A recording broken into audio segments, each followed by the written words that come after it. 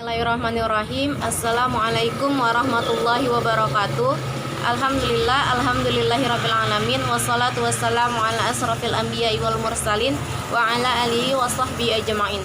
Kami dari kelompok 2 mata kuliah Bank dan Lembaga Keuangan akan mempresentasikan hasil makalah kami yang berjudul tentang reksadana yang diampuh oleh Ibu dosen Ibu Elvira Agustina SEI ME.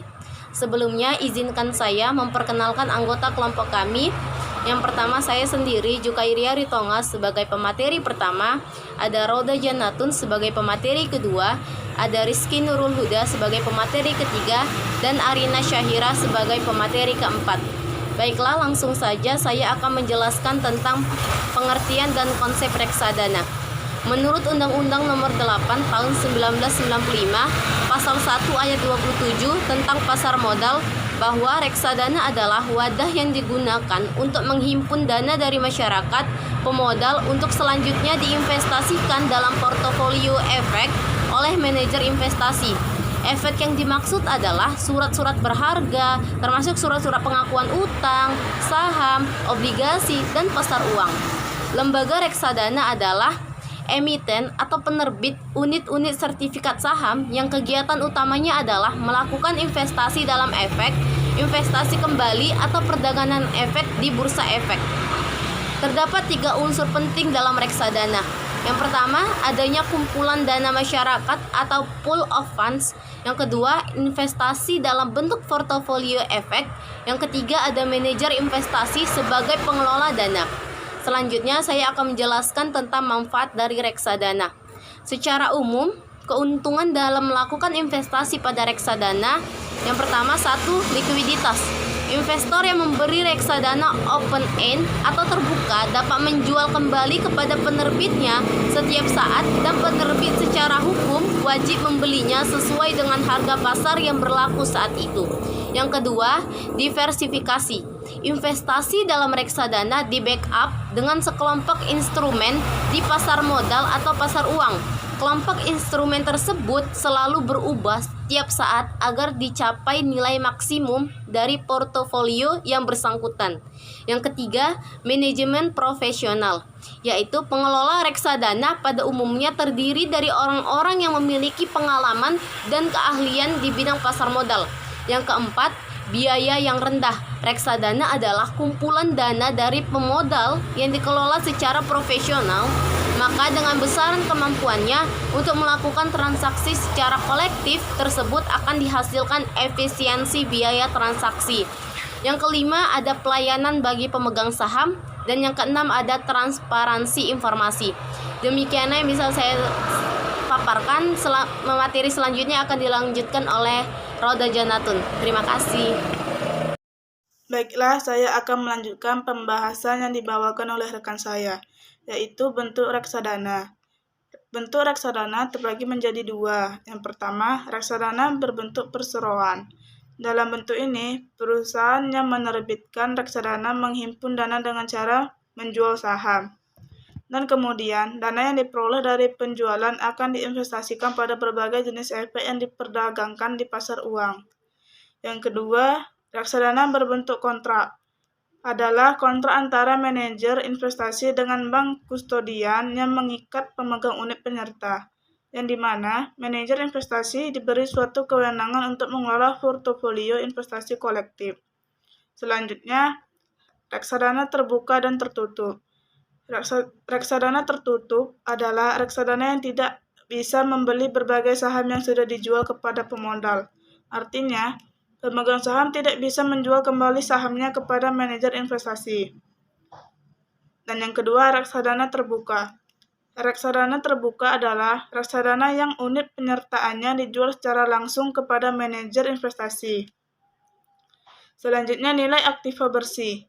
Kinerja investasi pengelolaan portofolio reksadana tercermin dari nilai aktiva bersih. Baik tidaknya kinerja investasi portofolio yang dikelola oleh manajer investasi dipengaruhi oleh kebijakan dan strategi investasi yang dijalankan oleh manajer investasi yang bersangkutan. Assalamualaikum warahmatullahi wabarakatuh. Saya Rizky Nurhuda akan melanjutkan penjelasan materi kami mengenai manajer investasi dan peranannya. Jadi manajer investasi ini adalah pihak yang kegiatan usahanya itu mengelola portofolio para nasabah atau mengelola portofolio investasi untuk sekelompok nasabah, kecuali perusahaan yang bergerak di bidang asuransi, dana pensiun, dan bank yang melakukan kegiatan usahanya itu sendiri. Jadi manajer investasi ini didukung oleh tenaga profesional yang terdiri dari komite investasi dan tim pengelola investasi. Mereka ini adalah profesional yang sudah berpengalaman dalam melakukan investasi. Selanjutnya, bank kustodian. Bank kustodian ini biasa disebut dengan kustodian. Kustodian ini adalah pihak yang memiliki wewenang dalam penyimpanan modal reksadana yang dilakukan oleh investor. Modal investasi ini akan disimpan oleh kustodian sebelum diputarkan oleh manajemen investasi di pasar uang.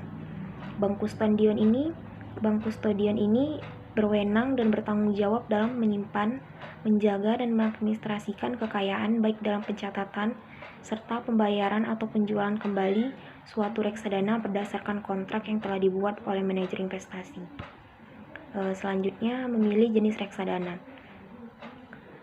Dalam memilih konsentrasi portofolio reksadana yang dikelola oleh manajer investasi, maka investor itu dapat memilih berdasarkan jenis reksadana yang ditawarkan. Ada beberapa konsentrasi portofolio reksadana. Yang pertama, reksadana pasar uang. Reksadana ini merupakan reksadana yang hanya melakukan investasi pada efek yang jatuh tempo kurang dari 1 tahun. Di sini reksadana dapat berinvestasi pada sertifikat Bank Indonesia, deposito, dan sertifikat deposito, sertifikat investasi antar bank, dan surat berharga lainnya. Yang kedua, reksadana pendapatan tetap. Reksadana ini melakukan investasi sekurang-kurangnya 80% dari aktivitasnya dalam bentuk efek obligasi. Yang ketiga, reksadana saham. Reksadana ini melakukan investasi sekurang-kurangnya 80% dalam efek bersifat ekuitas atau saham. Yang keempat, reksadana campuran. Reksadana ini melakukan investasi dalam efek yang bersifat saham atau ekuitas dan bersifat obligasi yang perbandingannya tidak termasuk dalam kategori yang disebut di atas. Yang kelima, reksadana indeks. Reksadana ini dikelola secara pasif dengan tujuan utama menghasilkan kinerja yang mengikuti kinerja indeks tertentu dengan biaya minimal. Selain biaya rendah, reksadana ini relatif lebih transparan karena komposisi portofolionya jelas, mirip indeks dan hanya berubah sedikit, terutama jika perubahan komposisi indeks yang diikutinya. Yang terakhir itu reksadana terproteksi yang memberikan proteksi sebesar 100% dari nilai investasi awal dengan syarat dan ketentuan khusus yang berlaku. Itu saja yang dapat saya sampaikan. Selanjutnya akan disampaikan oleh teman saya. Bismillahirrahmanirrahim. Assalamualaikum warahmatullahi wabarakatuh. Saya Lina Syahira. Baiklah, di sini saya akan melanjutkan pemaparan dari rekan saya sebelumnya. Di sini saya akan menyampaikan materi kami yang ke-9, yaitu mengenai jenis transaksi. Sebelum seseorang memutuskan untuk berinvestasi pada reksadana, tentunya perlu mengetahui jenis-jenis transaksi yang dilakukan pada instrumen investasi ini. Transaksi pada reksadana secara umum terbagi atas 3 jenis. Yang pertama, ada transaksi pembelian. Transaksi pembelian pada reksadana terbagi menjadi beberapa jenis pula. Yang pertama ada subscriber, yang kedua ada top up, ketiga ada auto debit, dan yang keempat ada new account. Selanjutnya yang kedua, transaksi penjualan. Transaksi penjualan atau pencairan investasi dalam reksadana dikenal dengan istilah redemption. Pada reksadana, transaksi penjualan dapat dilakukan kapan saja setelah memiliki reksadana tersebut. Dan yang ketiga ada transaksi pengalihan, ataupun switching, yaitu transaksi yang dilakukan untuk memindahkan investasi dari satu jenis reksadana ke reksadana lain. Selanjutnya materi yang ke-10 yaitu mengenai reksadana syariah. Di samping reksadana konvensional telah hadir pula reksadana syariah. Reksadana syariah adalah reksadana yang beroperasi menurut ketentuan dan prinsip syariat Islam, baik dalam bentuk akad antara pemodal sebagai pemilik harta dengan manajer investasi sebagai wakil, maupun antara manajer investasi sebagai wakil dengan pengguna investasi.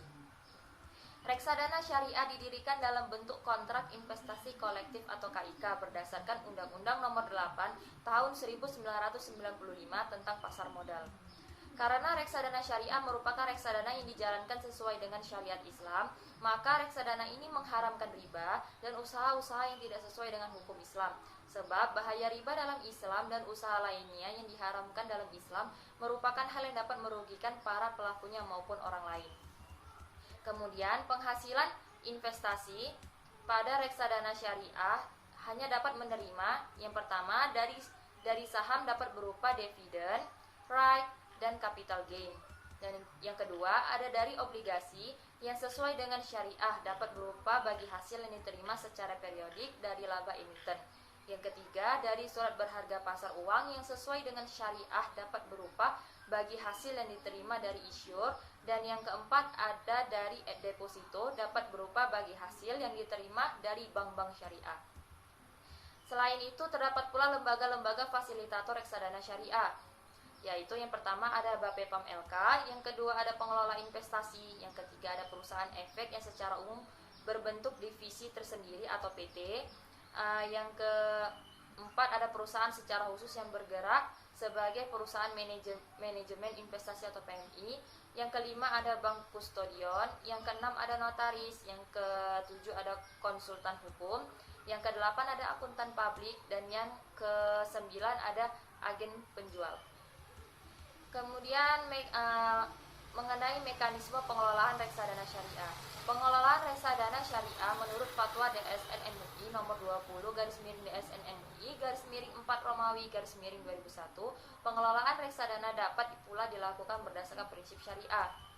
Menurut Fatwa MUI, reksadana adalah wadah yang dipergunakan untuk menghimpun dana dari masyarakat pemodal untuk selanjutnya diinvestasikan kembali dalam portofolio efek oleh manajer investasi. Mekanisme kegiatan dana reksadana syariah merupakan mekanisme operasional yang terbagi menjadi dua, yaitu operasional antara pemodal dengan manajer investasi dilakukan dengan sistem wakalah, sedangkan operasional antara manajer investasi dan pengguna investasi dilakukan dengan sistem mudharabah.